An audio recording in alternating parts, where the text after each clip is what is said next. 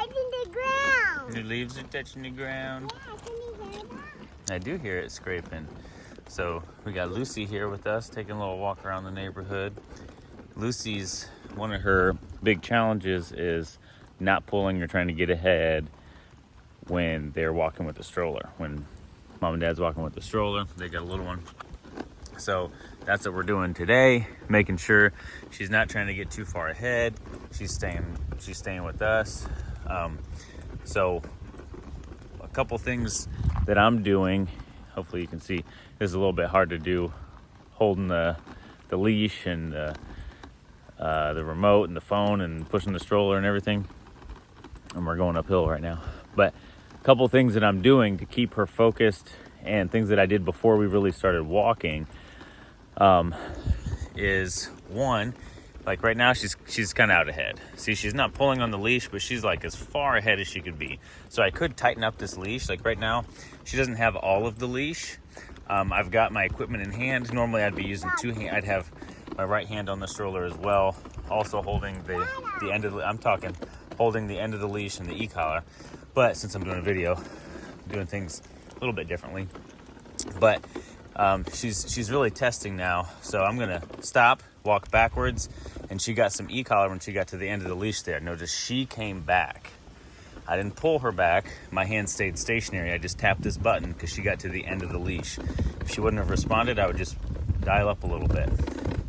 She's testing again.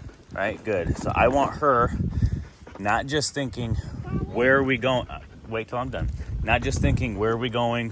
Can I get out ahead? Can I go see what's up there? Can I get up far enough I can see in the stroller? No. I want you focused on, where is Eric going?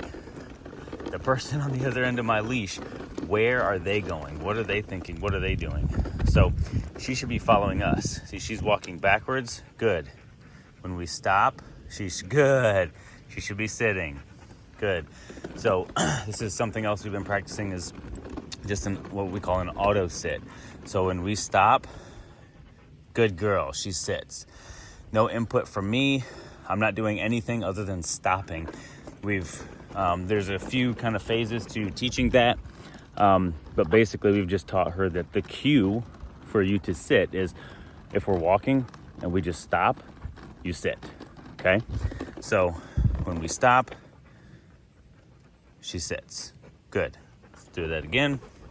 And this is something that we practice before we actually get out here, because, you know, we see squirrels, we see other animals, we see dogs out here, we see other people walking cars, all the stuff. So with those distractions, she's not going to be as focused on us. So we want to make sure she's in the right frame of mind before we get started. So before we leave the driveway, we do this stuff for just a couple minutes, you know, 1 minute, 2 minutes, 5 minutes, whatever it takes.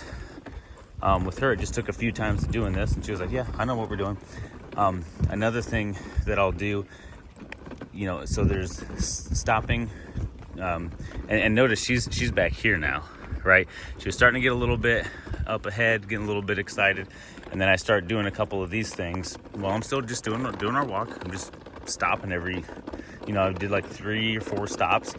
Another thing I'll do is I'll change direction, right? So she is following us. She's paying attention to the leash pressure. So notice she's staying within the bounds of the leash. So I could give her a little bit more leash for my hand, or I could give her less leash, depending on how much freedom I want her to have. Freedom I think she can handle. Is she pushing it? Is she trying to get way up there? Or is she staying in line? She's doing really good right now. So yeah, these are some things you can do when you are pushing a stroller and walking a little one and a dog. And the more you do this kind of stuff, the more it will just become the norm. It will be what your dog does when you go out on a walk. It won't be something that every single time you go out on a walk, you've got to do all this extra stuff. You got to be thinking about all these different things. If this just becomes a part of your routine, then you'll realize you have to do it less and less and less, so that in time, the natural outflow of this will be when you get the stroller out and you grab the leash and you start walking, your dog will just be right there. And when you stop, they will stop. And when you walk, they will walk. And if you change direction, they will follow you. They will come with you. Notice she's not letting any tension get in the leash. I'm not saying anything. I'm not doing anything. I'm not giving her hand signals. Notice I don't have any hands. I'm not touching the e-collar other than holding it in my hand, being ready if I need it. I'm not giving her any cues other than her just paying attention to my movement and her relationship to me in correlation with the leash. So that's it. She's doing fantastic. Something we've been working on a lot this week. How's she doing, Vega? Good. How you doing? How you doing? I said good. Oh, how's Lucy doing? Good. She's doing good too, huh? She walking nice? Yeah. All right. Say, see you later, video.